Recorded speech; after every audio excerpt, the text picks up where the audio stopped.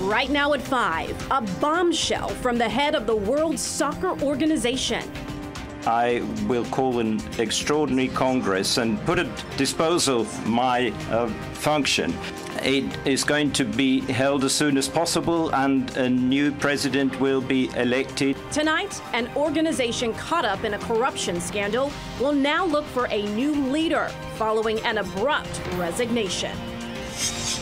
And this story is all new at 5. Sepp Blatter unexpectedly made the announcement this afternoon. It comes less than a week after high-ranking members of FIFA were either arrested or indicted by the U.S. Justice Department.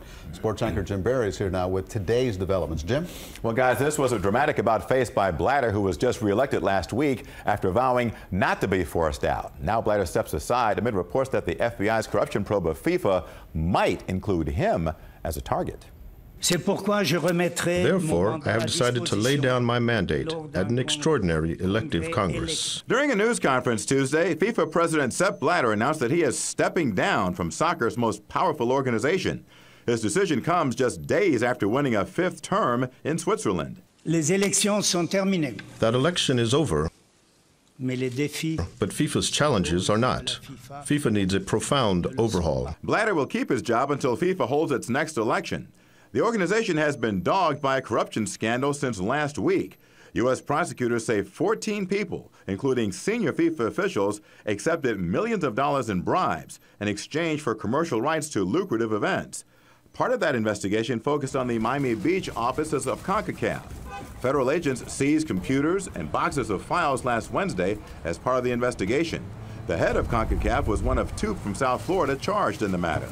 So far, Blatter has not been accused of any wrongdoing, but his critics applaud today's decision. Football, in many countries around the world, is a perfectly well-run, organised business and the rest of it. It's only FIFA.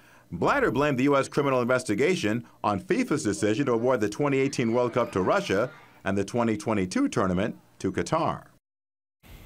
Now, the election to replace Blatter should happen between this December and next March.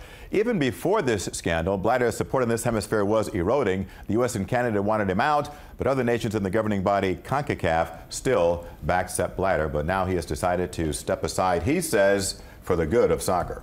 It's a black eye on the sport internationally, for sure. Well, it certainly is, and you wonder what changed his mind in just those 3 days, and you wonder why they had an election if they knew this might be coming. I think maybe sponsors might have put some pressure on FIFA because certainly, as you said, Elliot, was a black eye.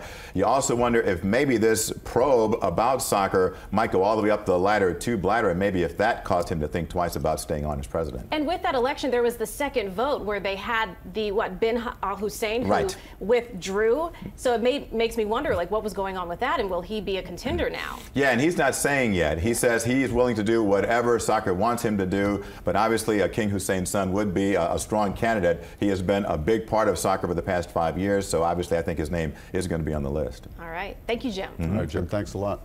And for more on the FIFA soccer scandal, tune into the CBS Evening News at 6:30 with Scott Pelley. That's followed by CBS 4 News at 6.